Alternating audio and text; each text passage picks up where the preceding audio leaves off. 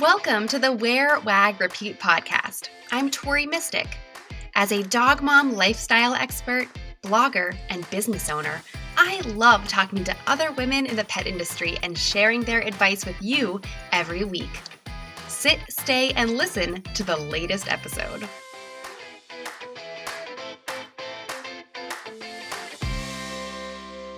As I record this episode, news is coming out every hour of new closures and policies related to the coronavirus. It's very scary to feel like we're living in an episode of some apocalyptic TV show, but I seem to remember that none of those TV shows ended very well, so hopefully it's not going to be exactly like that. Either way, during such an uncertain time, having a positive outlook is really essential to stop yourself from getting sucked into a stress spiral. Stress actually can be really dangerous and bad for your health, and we need to keep our immune systems as strong as possible. So luckily, if you're listening to this, I'm guessing you have a dog or a dog somewhere accessible to you. And if you're not already working from home, odds are that, like many people all over the world, you will be required to work from home while we wait for this terrible virus to be contained or treated in some way. Now, I'm not a scientist, I'm not a doctor, and I'm not even a politician. So I can't give you any news related to coronavirus. But what I can do, and what I always do in any situation, is try my best to shine a light of positivity on the situation. It's dog inspired, of course, right? Always comes back to dogs. In this episode, I am going to tell you about some of the benefits of working from home with your dog. If you're like me and you have worked from home with your dog for years, then I bet all of these benefits will really resonate with you. But don't go to your next podcast episode. Stay listening because you're going to be able to use some of these examples as social media or email content. That's right. We're probably all going to have to keep posting and doing something during this crisis. You can't just sit at home and do nothing. So feel free to use all the examples I've put here as social media content. And hopefully we can kind of spread awareness for how great it is to work with our dogs. If you're new to working from home with your best free friend right by your side, then I hope that what I'm about to share gives you a fresh perspective on everything going on right now. Either way, I invite you to be present right now. Listen to this episode at home or on a dog walk, and don't worry about the past or the future for the 15 minutes it takes us to get through this. As we know, dogs provide us with tons of love, joy, and companionship. You might have seen the meme. I love this one that it says, all dogs are therapy dogs. The majority of them are just freelancing. How true is that?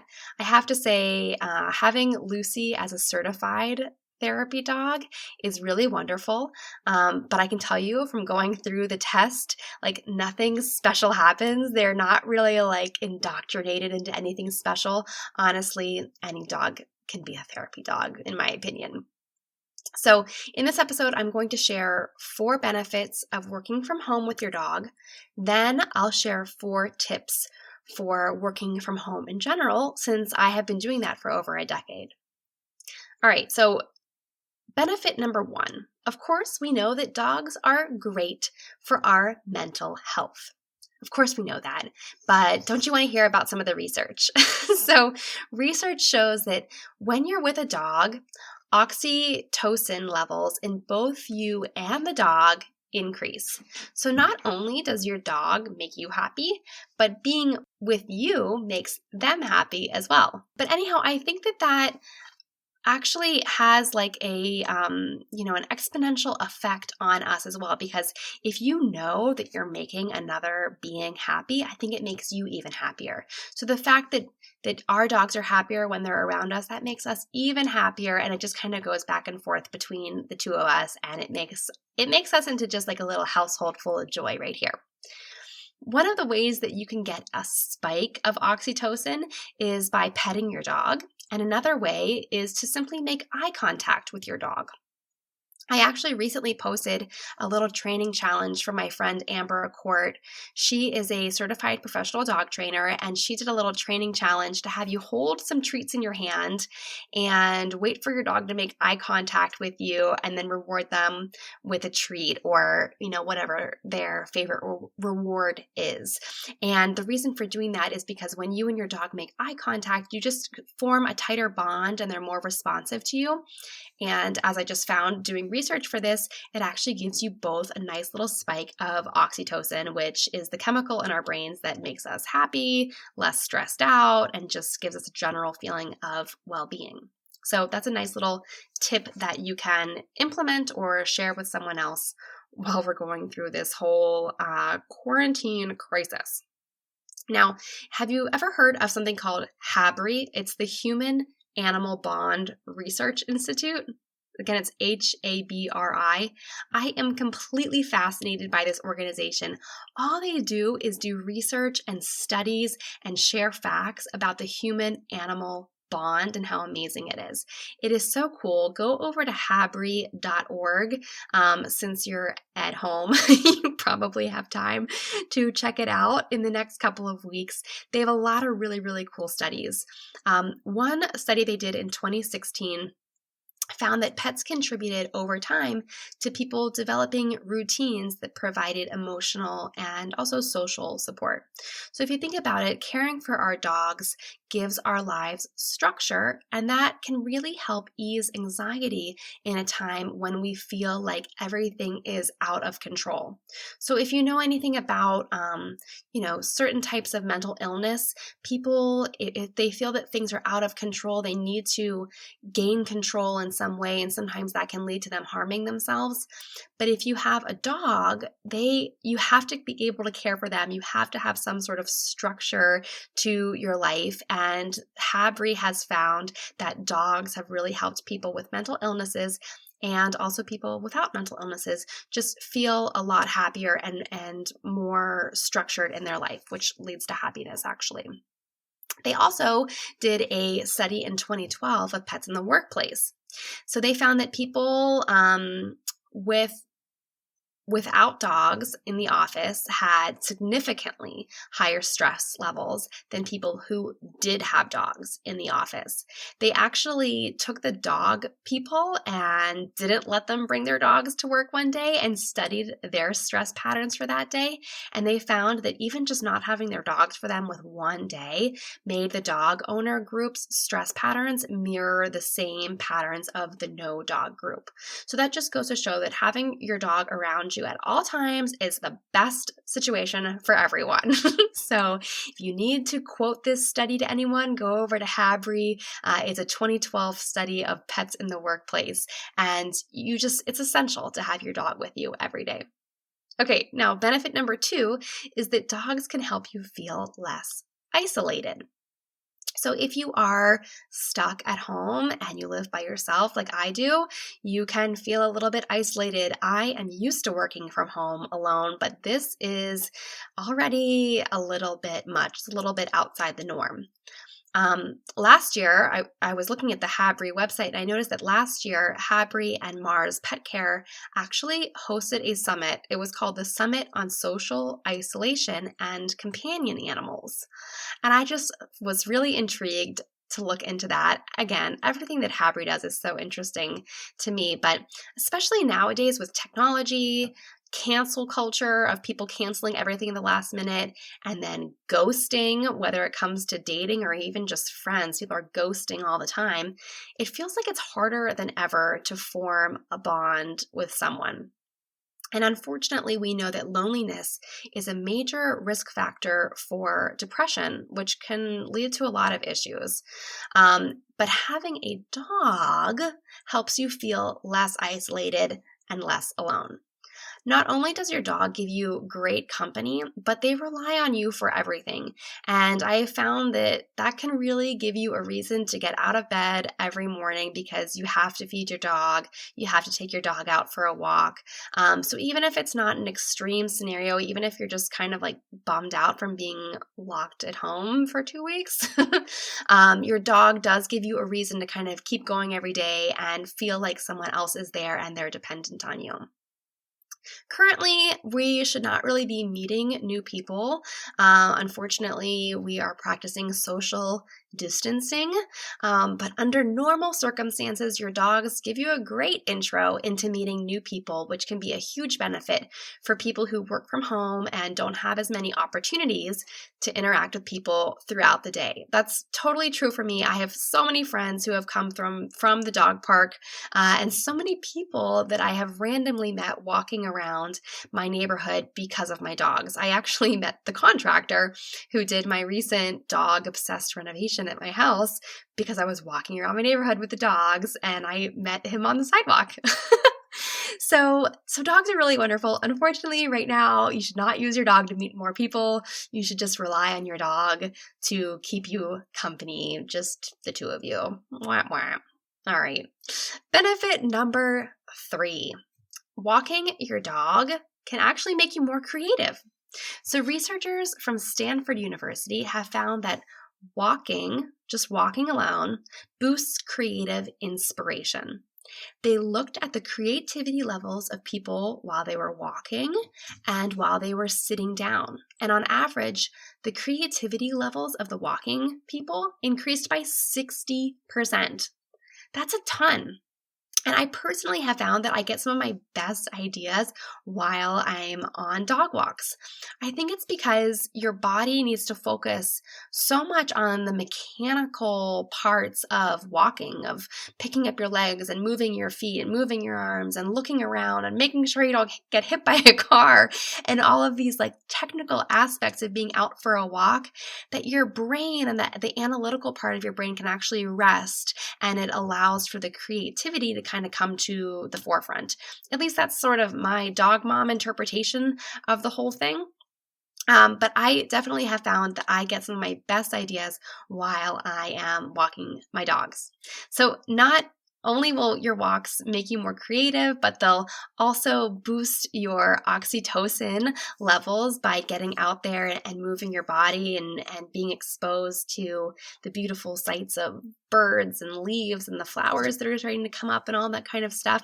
But you can also, while you're on your dog walk, make some extra eye contact with your dog and get another little extra spike of oxytocin. So those are just a couple little tips to help you get through this sort of difficult, isolating time by utilizing your dog and making the most of your dog walks. Okay, now tip number 4, or should I say benefit number 4. Oh, I love this one. So taking frequent breaks can make you more productive. I know it sounds very counterintuitive, but working from home with your dog and having to get up and refill their water bowl or take them for a walk or give them a treat or play with them or do any of the number of things that we do with our dogs throughout the day, taking frequent little breaks like that actually can make you more productive in your work. I was just reading a book. It's called Do Purpose. And in that book, they referenced a study that was actually done in the 1940s. It measured men who were loading iron into train cars. So really taxing physical labor, right? One day, the men worked until they loaded about 12.5 tons of iron into the train cars. They did it all by noon, but by that point, they were exhausted and they could do no more. So they were done with work by noon, but they'd loaded 12 tons of iron. Another day, same guys, they were told to load iron for 26 minutes and then rest for 34 minutes and then repeat that cycle throughout the course of, an entire day. By the end of the day, they had loaded 47 tons of iron into the train. That is almost 4 times as much as when they did the work all at once, all in one go.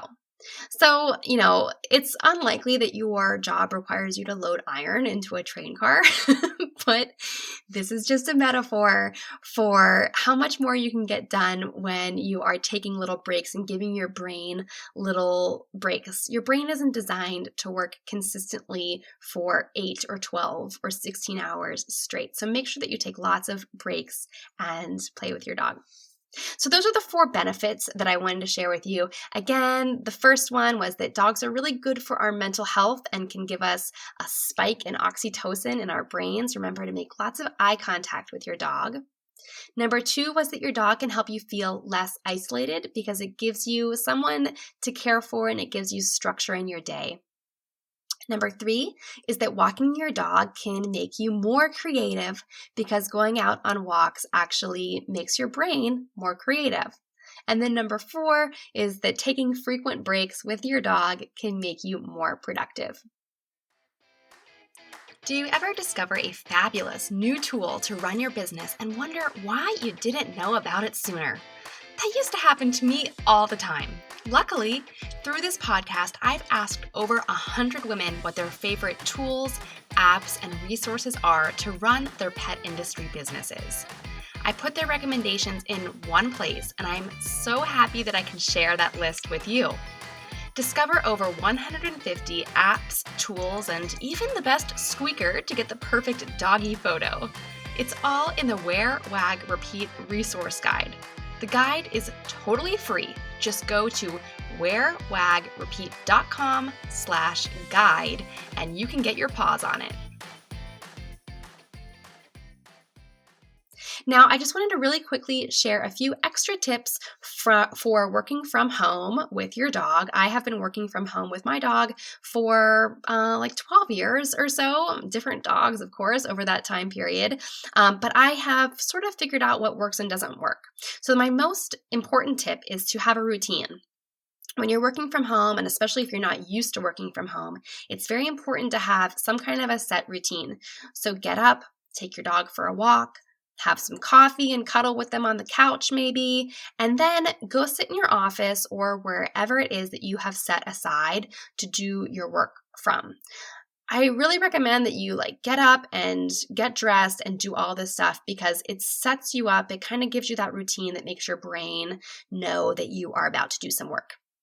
Then at the end of the day, when you're done with everything, make yourself some dinner and try and sit down someplace other than where you've been sitting all day long.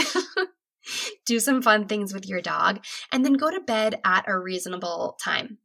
It's challenging to work from home every day because it's kind of like every day blends into the next one. So that's why I have found that a structured schedule is really important.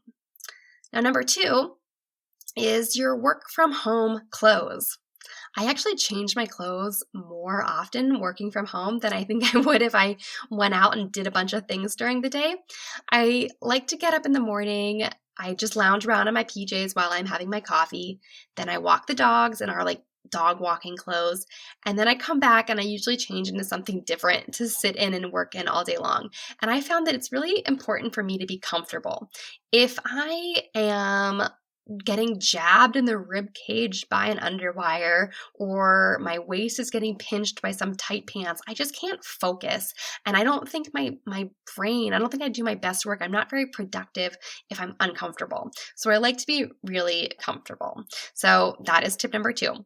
Now, tip number 3 is to follow the light in your home while you're working all day long. So sunlight can really boost your mood, and it's really good for you. And so if you're stuck at home and you're kind of feeling like you're locked in the house all the time, follow the light as it moves around your house. So I like to work from my office in the morning, but then in the afternoons, my bedroom actually gets all the afternoon light and my office can kind of feel like a cave. So in the afternoon, I go in and I sit on my bed with my laptop, and usually the dogs come up with me and I sit and work from there. There's nothing wrong about working in your bed at home. Just make sure that you don't get under the covers because I can just tell you it is all over from there. All right, my last tip number 4 for working from home with your dog is to do some extra bonding with your dog while you're at home. So remember, in addition to walks, that you want to work in some playtime with your dog. You might want to do some training or play fetch in the hallway, or if you have a yard, go out and do that. Right now, we're not supposed to be interacting with other people. So it's really, really difficult to, I think, keep your spirits up. And it's more important than ever to interact with your dog. So substitute all that human interaction that you thought you were going to be having and focus on your dog. By the end of this whole pandemic, maybe one of the other kind of silver linings that will come out from it is that all of our dogs are going to be really well trained because we're going to be sitting at home training them to do all kinds of tricks. I don't know. Maybe I'm just getting delusional. Either way, I hope that you take this time at home to focus on what you can create to make the world a better place. We're also lucky because working with dogs allows us to bring so much love and joy into the world. And now more than ever, I think it's really, really important that we continue focusing on that dog joy. So I hope you enjoyed this episode, and tune in next week when I will hopefully have an interview or some other kind of non-coronavirus related episode to share with you guys. Stay safe and stay healthy out there. What did you like most about this episode? Find me on Instagram at TeamMystic and let me know what intrigued you or what questions you have about starting or growing your own dog-inspired business. You can also screenshot this episode and tag me in your stories. I love to see who is listening out there. Some of the best conversations happen after the episode, right? So track me down over on Instagram or join the Wear, Wag, Repeat Labs Facebook group to connect with other dog-obsessed entrepreneurs. And as always, you can find all the links and resources discussed in this episode at wearwagrepeat.com/podcast. See you back here next week.